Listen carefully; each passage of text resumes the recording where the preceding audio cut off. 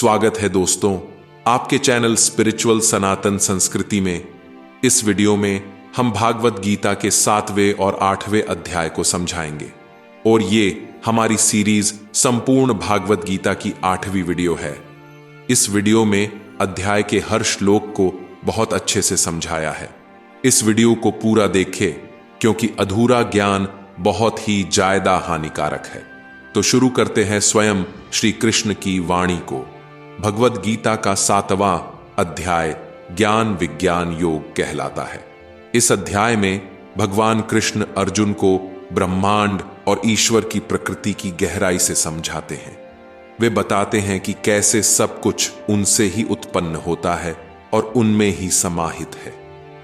भगवान कृष्ण अर्जुन को यह भी समझाते हैं कि विभिन्न प्रकार के भक्त कैसे उनकी आराधना करते हैं और कैसे आध्यात्मिक ज्ञान और विज्ञान अर्थात सही ज्ञान और इसकी गहराई की समझ उन्हें अंततः भगवान तक पहुंचाती है। युद्ध भूमि में तनाव की स्थिति में भी अर्जुन की आध्यात्मिक जिज्ञासा बनी हुई थी। श्री कृष्ण ने उसे और गहराई में ले जाते हुए 7वें अध्याय की शुरुआत की, जहां उन्होंने अपने दिव्य ज्ञान का वर्णन किया। श्री कृष्ण ने कहा, हे अर्जुन, अब मैं तुम्हें ऐसा ज्ञान और विज्ञान सिखाऊंगा जिसे जानने के बाद तुम्हारे लिए और कुछ जानने की आवश्यकता नहीं रहेगी।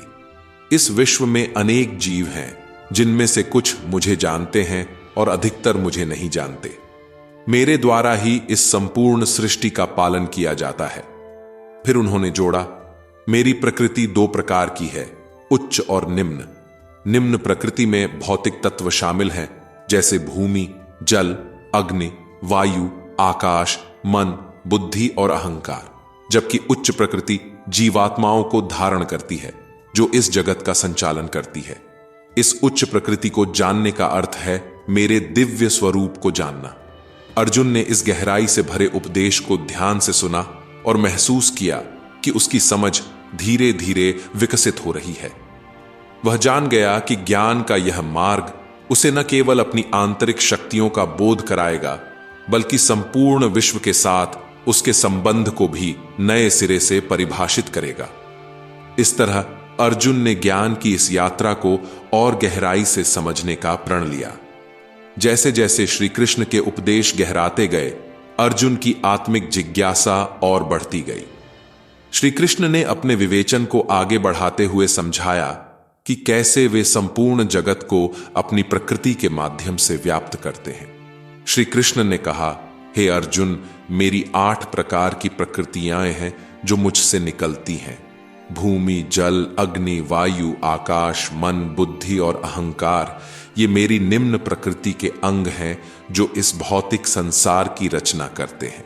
फिर उन्होंने जोड़ा, इसके अलावा मेरी एक और प्रकृति है जो उच्च है। यह जीवन को धारण करने वाली प्रकृति है जिसे जीवात्मा कहते हैं।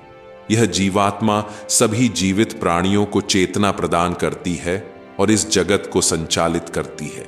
उन्होंने आगे समझाया, ये दोनों प्रकृतियां मिलकर इस संपूर्ण सृष्टि का निर्माण करती हैं। मेरी निम्न प्रकृति भौतिक जगत की रचना करती है, जबकि मेरी उच्च प्रकृति इसे चेतना और जीवन प्रदान करती है। इस प्रकार मैं ही सब कुछ हूं और सब कुछ मेरी प्रकृतियों से बना है। इस प्रकार की गहरी व्याख्या सुनकर अर्जुन का मन और भी विस्मित हुआ। वह धीरे धीरे समझने लगा कि किस प्रकार वह स्वयं भी इस विशाल ब्रह्मांड का एक अभिन्न हिस्सा है। उसकी समझ में आया कि कैसे सब कुछ ईश्वरीय चेतना से परिपूर्ण है और कैसे वह स्वयं भी उसी चेतना का एक अंश है। श्री कृष्ण ने कहा, हे अर्जुन, मैं ही सभी जगतों का आधार हूं। मेरे अतिरिक्त कोई दूसरा नहीं है। सब कुछ मुझ में है और मुझसे है। जिस प्रकार मोती एक सूत्र में पिरोए जाते हैं, उसी प्रकार यह संपूर्ण सृष्टि मेरे में पिरोई गई है। फिर उन्होंने अपने विविध रूपों के बारे में वर्णन करते हुए कहा, मैं ही रसों का स्वाद हूं। मैं ही जल में निहित आर्द्रता हूं और सूर्य और चंद्रमा में विद्यमान प्रकाश हूं। मैं ही सभी दिशाओं में प्रसारित होने वाली ध्वनि हूं और मानव में निहित पुरुषत्व हूं। श्री कृष्ण ने आगे बताया, मैं ही हिमालय जैसे विशाल पर्वतों में स्थिरता हूं और सभी संतों के हृदय में वास करने वाला आत्मज्ञान हूं। मैं सभी जीवों के बीच उत्तम पुरुषों में उनकी श्रेष्ठता हूं। मैं समझदारी में नीति ज्ञान हूं और बलवानों में उनकी शक्ति हूं। इस प्रकार के विवरणों से अर्जुन की समझ में यह बात और गहराई से समाई कि श्री कृष्ण की महिमा अपरिमित है और उनकी उपस्थिति सर्वत्र है। अर्जुन को यह भी स्पष्ट हुआ कि ईश्वरीय तत्व का अनुभव करने के लिए उसे हर चीज में दिव्यता को पहचानना होगा। श्री कृष्ण ने कहा, हे पार्थ, मैं सभी बीजों में उनका उत्पन्न करने वाला तत्व हूं। कोई भी जीवित प्राणी मेरे बिना अस्तित्व में नहीं आ सकता। मैं सभी जीवों का प्राण हूं और मैं ही उनके जीवन का स्रोत हूं। उन्होंने आगे कहा, मैं ही बुद्धिमानों की बुद्धि हूं, वीरों का वीरत्व हूं और मैं ही शक्तिशाली लोगों की शक्ति हूं जिसमें कोई मोह नहीं है। मैं ही काम करने वालों की शक्ति हूं जिसमें लालच नहीं होता। श्री कृष्ण ने जोर देकर कहा, जो लोग धर्म के मार्ग पर चलते हैं और निष्काम कर्म करते हैं वे मेरे द्वारा प्रेरित होते हैं। मैं ही उनके कर्मों में निहित सच्चाई और धर्म हूं। अगर आपने यहां तक वीडियो देख ली है तो हमारे चैनल को सब्सक्राइब जरूर करें। इस प्रकार अर्जुन को यह समझ आने लगा कि जीवन में उनके हर कर्म, हर विचार और हर भावना में श्री कृष्ण की उपस्थिति है। उन्हें यह भी स्पष्ट हो गया कि कैसे ईश्वर के प्रति समर्पण और निष्काम कर्म ही जीवन का सही मार्ग है। इस प्रकार अर्जुन अपने अंतर्द्वंद्व को दूर करते हुए धीरे धीरे श्री कृष्ण के उपदेशों को अपने जीवन में उतारने का प्रयास करने लगे। जैसे ही अर्जुन ने ध्यान से श्री कृष्ण के वचनों को सुना, श्री कृष्ण ने आगे बताया कि कैसे माया या भ्रम लोगों को वास्तविकता को पहचानने से रोकता है। श्री कृष्ण ने कहा, हे अर्जुन, त्रिगुणात्मक प्रकृति के कारण सभी प्राणी मोहित होते हैं। यह मोह माया के द्वारा बनाया गया है जो मुझे जानने से उन्हें रोकता है। इस माया के कारण सभी प्राणी मेरे इस दिव्य और अजन्मे स्वरूप को नहीं जान पाते। उन्होंने आगे बताया, इस संसार में 4 प्रकार के दुष्ट लोग हैं जो मेरी भक्ति नहीं करते। अज्ञानी, जिन्हें ज्ञान की कमी है। असुर, जिनके मन में नकारात्मक भावनाएं होती हैं। मोही, जो विषय वासना में लिप्त रहते हैं। और ज्ञान होते हुए भी ज्ञान को नकारने वाले नास्तिक। ये लोग मेरी दिव्यता को समझने में असमर्थ होते हैं। श्री कृष्ण ने यह भी बताया कि ऐसे लोगों की मनोदशा उन्हें मेरी शरण में आने से रोकती है और वे अधिकांशित संसारिक विषयों में ही उलझे रहते हैं। इस प्रकार अर्जुन को समझ आया कि वास्तविक ज्ञान और दिव्यता को समझने के लिए उन्हें अपने अंतर्मन की शुद्धि और आत्म साक्षात्कार की आवश्यकता है। उन्हें यह भी एहसास हुआ कि भौतिक विषयों से मोहग्रस्त होने के बजाय उन्हें आध्यात्मिक उन्नति की ओर अग्रसर होना चाहिए। जैसे ही अर्जुन ने भौतिक विषयों से मोह के प्रभाव को समझा, श्री कृष्ण ने उन्हें उन विशेष जीवों के बारे में बताया जो उनकी शरण में आते हैं। श्री कृष्ण ने कहा, 4 प्रकार के भक्त मुझे प्रिय हैं, आर्त, जिज्ञासु, अर्थार्थी और ज्ञानी। श्री कृष्ण ने विस्तार से समझाया। 1. आर्त, वे लोग जो कठिनाई या संकट में होते हैं वे मेरी शरण में आते हैं। 2. जिज्ञासु, कुछ लोग ज्ञान की तलाश में मेरे पास आते हैं, वे जीवन के गहरे अर्थ को समझना चाहते हैं। 3. अर्थार्थी, कुछ भौतिक लाभ की आशा में मेरी पूजा करते हैं।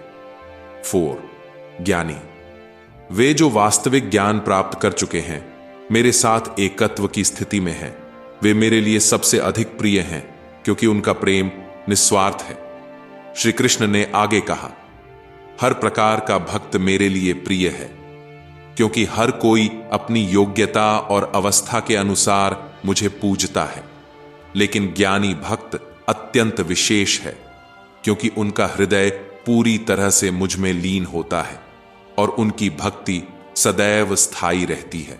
इस उपदेश से अर्जुन को यह समझ में आया कि भगवान की भक्ति विभिन्न रूपों में हो सकती है और हर व्यक्ति अपनी भक्ति के अनुसार ईश्वर के निकट आता है।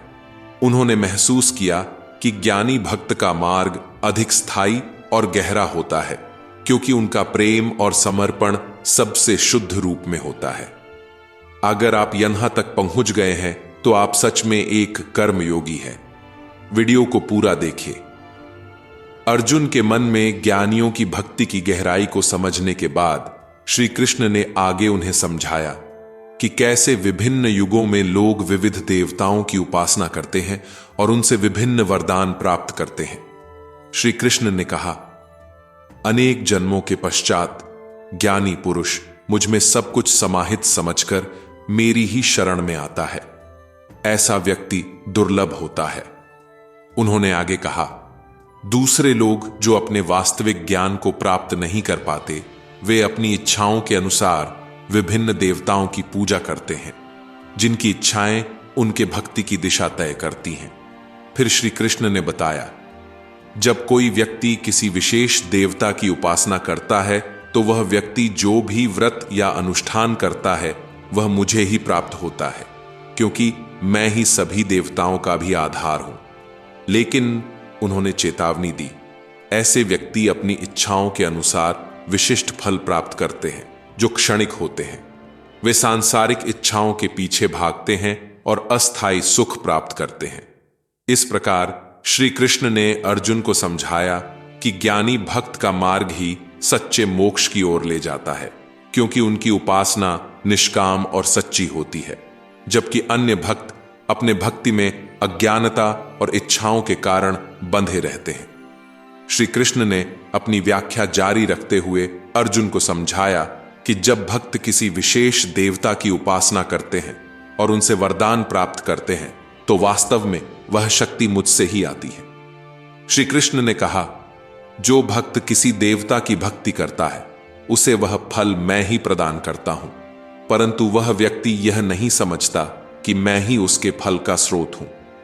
उन्होंने आगे बताया, ऐसे लोग अपनी अल्प ज्ञानता के कारण सांसारिक देवताओं को ही सर्वोच्च मान लेते हैं और उनकी अनन्य भक्ति करते हैं। उनकी उपासना की विधि अविद्या और अज्ञान की परिधि में बंधी होती है, क्योंकि वे यह नहीं जान पाते कि मैं ही सभी देवताओं का आधार हूं। श्री कृष्ण ने स्पष्ट किया, वे अस्थायी और सीमित फल प्राप्त करते हैं, क्योंकि उनकी भक्ति सीमित और संकीर्ण होती है। इस कारण वे सांसारिक और नश्वर सुखों में ही अपना जीवन व्यतीत करते हैं। इस प्रकार श्री कृष्ण ने अर्जुन को यह समझाया कि वास्तविक ज्ञान और अनंत सुख की प्राप्ति के लिए भक्त को सभी देवताओं से परे उन्हें सर्वोच्च दिव्य पुरुष के रूप में पहचानना और पूजना चाहिए।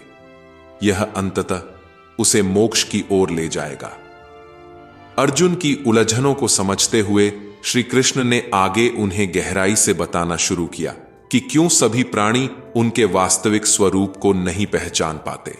श्री कृष्ण ने कहा, मैं अपनी योग माया से सभी प्राणियों की दृष्टि से अपने आप को छिपाए रखता हूं।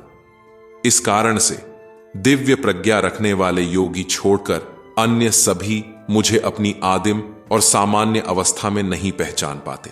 उन्होंने आगे समझाया, संसार के सभी प्राणी जन्म, मृत्यु और मोह के बंधन में बंधे हुए हैं। ये बंधन उनकी आदिकाल से चली आ रही इच्छाओं और वासनाओं के कारण है। यही वासना और इच्छा उन्हें मोह में डालती है और इस प्रकार वे मेरे दिव्य स्वरूप को पहचानने में असमर्थ रहते हैं।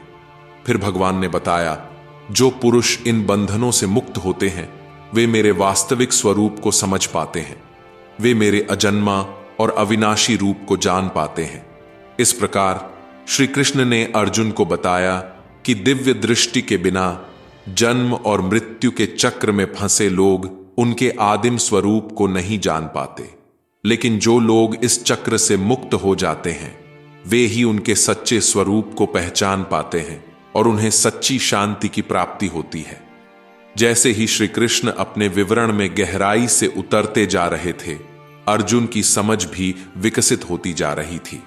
श्री कृष्ण ने कहा, जो व्यक्ति पापों से मुक्त हो गए हैं, जिनका कर्म शुद्ध हो गया है, उनके मन में ज्ञान का उदय होता है और वे मुझ में अपनी शरण लेते हैं। फिर उन्होंने स्पष्ट किया, जो लोग बुद्धिमान हैं वे मृत्यु के समय में भी मुझे याद करते हैं, क्योंकि उन्हें ज्ञान होता है कि मैं अकेला ही ब्रह्म हूं, अध्यात्म हूं और सर्वोच्च कर्म हूं। इस ज्ञान के साथ वे इस भौतिक जगत से मुक्त होकर मेरी शाश्वत शांति की ओर अग्रसर होते हैं। उन्होंने आगे बताया, जो अपने अंतिम समय में मेरे ध्यान में लीन होते हैं वे मुझे प्राप्त कर लेते हैं। ऐसे ज्ञानी पुरुष मृत्यु को प्राप्त करने के बाद भी मेरे अंश के रूप में मेरे साथ रहते हैं। श्री कृष्ण के ये शब्द अर्जुन के हृदय में गहराई से उतर रहे थे। उसे समझ आने लगा था कि सच्ची मुक्ति का पथ क्या है और जीवन की अंतिम घड़ियों में अपने आप को कैसे संयमित रखना है। इस प्रकार श्री कृष्ण ने उसे दर्शाया कि मोक्ष प्राप्ति का मार्ग केवल उनकी भक्ति और उनमें लीन होने में ही निहित है। 8वां अध्याय प्रारंभ। भगवद गीता के 8वें अध्याय का नाम अक्षर ब्रह्म योग है।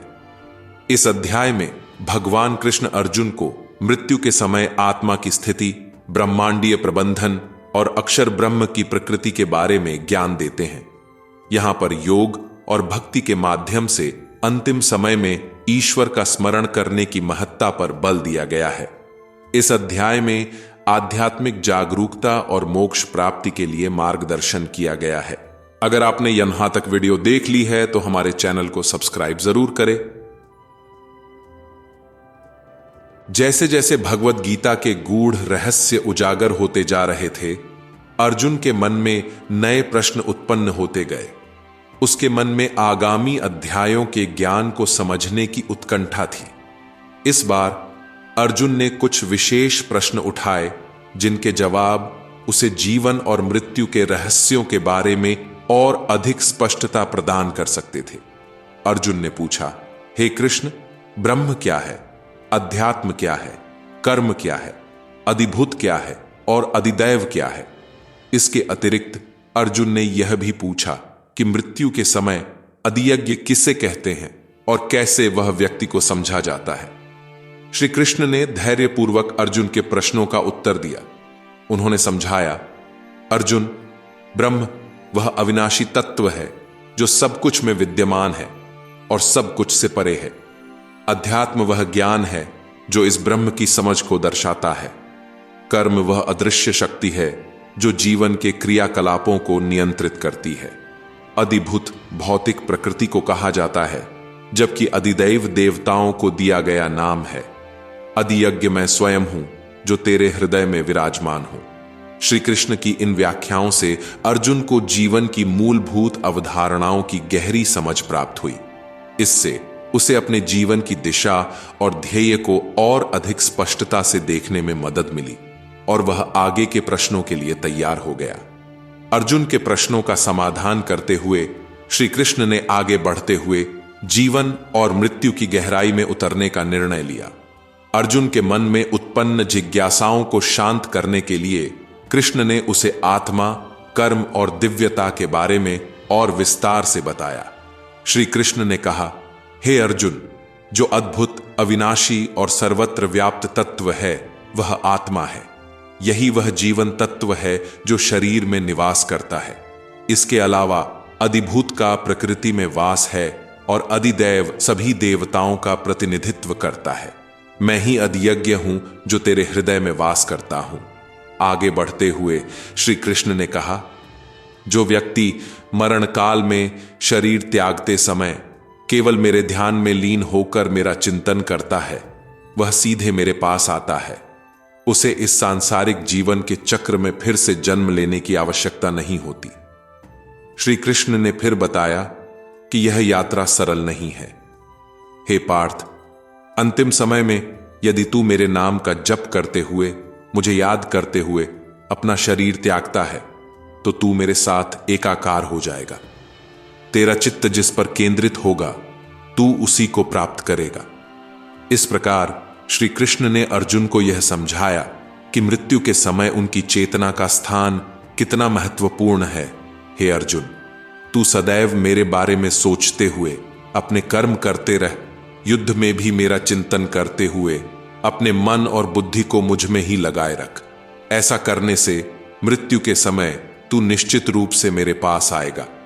उन्होंने समझाया कि आत्मा की यात्रा न केवल जीवन के दौरान महत्वपूर्ण होती है, बल्कि मृत्यु के समय भी उसके विचारों और ध्यान की दिशा अति आवश्यक होती है। जो कोई भी, हे पार्थ, अंतिम समय में केवल मुझे याद करता है, उसका मैं भरण पोषण करता हूं, उसकी मुक्ति सुनिश्चित है। फिर श्री कृष्ण ने यह भी बताया कि जो सच्चे मन से मेरी उपासना करता है और सदा मेरे ध्यान में लीन रहता है, उसे मृत्यु के समय मेरे दिव्य स्वरूप का साक्षात्कार होता है। मैं सबका संहारक और सृष्टिकर्ता हूं। मृत्यु के समय जिसका चिंतन मेरी ओर होता है, वह मुझे ही प्राप्त होता है। इस प्रकार श्री कृष्ण ने समझाया कि अंतिम क्षणों में भी व्यक्ति के ध्यान का फल कैसे उसकी आत्मा की गति को निर्धारित करता है और किस प्रकार वह उसे मोक्ष की ओर ले जा सकता है। अर्जुन ने इस गहन ज्ञान को सुनकर मन ही मन कृष्ण के प्रति अपने समर्पण को और भी पुख्ता किया। अर्जुन ने ध्यान से श्री कृष्ण की बातें सुनी और अपने मन में उठ रहे प्रश्नों को और गहराई से समझने की चेष्टा की। श्री कृष्ण ने उसे समझाना जारी रखा।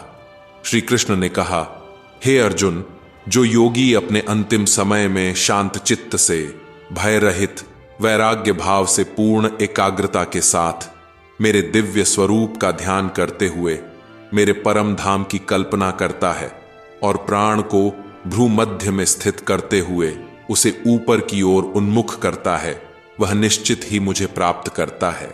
उन्होंने आगे समझाया, जिस तरह से एक दीपक की लौ निर्वात में स्थिर रहती है, उसी प्रकार से योगी का मन भी मेरे चिंतन में लीन होकर स्थिर रहता है। यह योगी मृत्यु के समय मेरा निरंतर स्मरण करते हुए मेरे परम धाम को प्राप्त होता है। फिर श्री कृष्ण ने बताया कि इस पथ पर चलने वाले योगी को अपने साधना में दृढ़ता और निष्ठा बनाए रखनी होती है और उसे यह ज्ञान और विधि अच्छी तरह से आत्मसात करनी चाहिए कि किस प्रकार से वह मृत्यु के समय मेरे दिव्य स्वरूप को प्राप्त कर सकता है। इस प्रकार श्री कृष्ण ने अर्जुन को योग के उस उच्चतम लक्ष्य की ओर ले जाने के लिए उपदेश दिया, जहां आत्मा मोक्ष प्राप्त कर जीवन और मृत्यु के बंधन से मुक्त हो जाती है। अर्जुन ने इस ज्ञान को सुना और धीरे धीरे उसे आत्मसात करने लगा, जिससे उसके मन में शांति और स्थिरता का भाव जागृत हुआ। अगर आप यहां तक पहुंच गए हैं तो यकीन मानिए आप शीर्ष 2% लोगों में हैं और आपका ज्ञान और ध्यान बहुत जायद अच्छा है। जैसे जैसे अर्जुन के मन में योग के गूढ़ रहस्यों की समझ बढ़ती गई, उसकी आंखों में नई चमक और आत्मविश्वास का भाव स्पष्ट दिखाई देने लगा। श्री कृष्ण ने इसे देखते हुए उनके समझाने का क्रम जारी रखा। हे अर्जुन, श्री कृष्ण ने कहा, जो पुरुष मेरे एक अक्षर वाले ब्रह्माक्षर एम का उच्चारण करते हुए स्थिर चित्त से मेरा ध्यान करता है और शरीर छोड़ता है, वह सीधे मेरे धाम को प्राप्त करता है। अर्थ जो अंत समय में ओम का उच्चारण करता है, वो सीधे श्री कृष्ण के धाम को प्राप्त करता है। उन्होंने आगे समझाया, हे पार्थ, इस योग की शक्ति अतुलनीय है।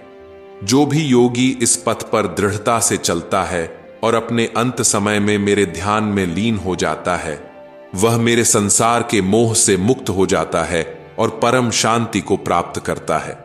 श्री कृष्ण ने अर्जुन को बताया कि यह योगी अन्य सभी योगों से श्रेष्ठ है, क्योंकि वह सदा मेरे ध्यान में लगा रहता है और मेरे द्वारा स्थापित अचल धाम को प्राप्त करता है। अर्जुन ने इस शिक्षा को सुनते हुए गहरी सांस ली और उसे महसूस किया कि उसकी यात्रा अभी भी जारी है, पर अब उसे अपने पथ पर अधिक स्पष्टता और दृढ़ता की अनुभूति हो रही थी। वह श्री कृष्ण के इस उपदेश को अपने हृदय में सहेज लेना चाहता था, जिससे उसे अपने जीवन के हर कठिन क्षण में सहारा मिल सके। अर्जुन ने श्री कृष्ण से अधिक गहराई में जाने की आग्रह किया, जिससे वह समझ सके कि योगी का पथ किस प्रकार उसे उच्चतम लक्ष्य तक ले जा सकता है। श्री कृष्ण ने उसे इस ब्रह्मांडीय यात्रा की विस्तृत व्याख्या प्रदान की। हे पार्थ, श्री कृष्ण ने शुरू किया, सभी जीव जो इस मृत्युलोक में जन्म लेते हैं, उन्हें बार बार जन्म और मृत्यु के चक्र से गुजरना पड़ता है। लेकिन हे अर्जुन, जो लोग उस परम पद को प्राप्त कर लेते हैं उन्हें पुनर्जन्म की प्रक्रिया से नहीं गुजरना पड़ता। अर्जुन ने ध्यान से सुनते हुए पूछा, परंतु कैसे कोई इस चक्र से मुक्त हो सकता है? श्री कृष्ण ने उत्तर दिया, सभी लोकों सहित इस ब्रह्मांड का भी एक चक्रीय स्वभाव है, जहां सभी कुछ बार बार नष्ट और पुनः सृजित होता है। इस सृष्टि का निर्माण मेरे द्वारा किया जाता है और सभी प्राणी फिर से मेरे ही में समाहित हो जाते हैं जब संपूर्ण ब्रह्मांड नष्ट होता है। अर्जुन को समझते हुए आया कि यह विशाल चक्र जिसमें सब कुछ नष्ट होकर पुनः सृजित होता है वह श्री कृष्ण की दिव्य शक्ति का हिस्सा है। लेकिन हे कृष्ण, यह ज्ञान मुझे कैसे मदद करेगा? अर्जुन ने पूछा।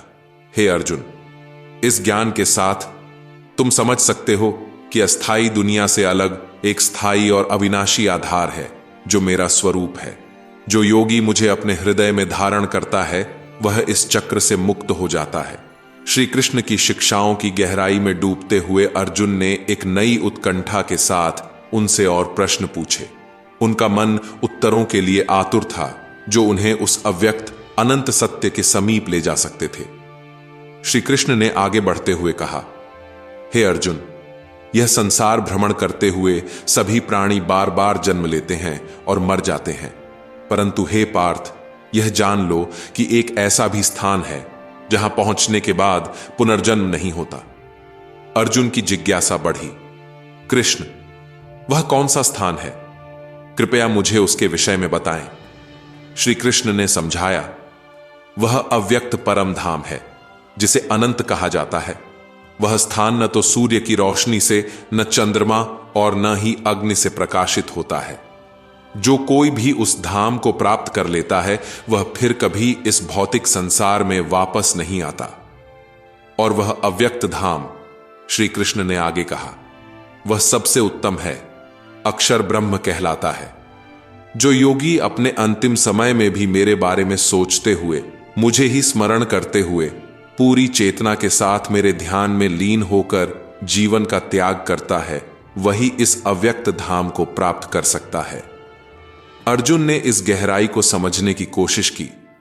यह ज्ञान उन्हें एक नई दिशा में ले जा रहा था, जहां उनका संघर्ष, उनकी दुविधाएं और उनके प्रश्न अपने सभी उत्तर पा सकते थे। यह ज्ञान न केवल उन्हें एक योद्धा के रूप में, बल्कि एक योगी के रूप में भी परिपक्व कर रहा था। जैसे जैसे अर्जुन की आंतरिक समझ गहराती गई, वैसे वैसे श्री कृष्ण ने उन्हें अधिक सूक्ष्म और गूढ़ धार्मिक ज्ञान से अवगत कराया। उन्होंने अर्जुन से कहा, हे अर्जुन, समझो कि इस संपूर्ण ब्रह्मांड में एक ऐसा परम पुरुष है जो सबसे उत्कृष्ट है। वह अविनाशी है और उसे जानने वाला ही अंत में मुक्ति को प्राप्त होता है। अर्जुन ने पूछा, परंतु कृष्ण, इस परम पुरुष को कैसे जाना जा सकता है?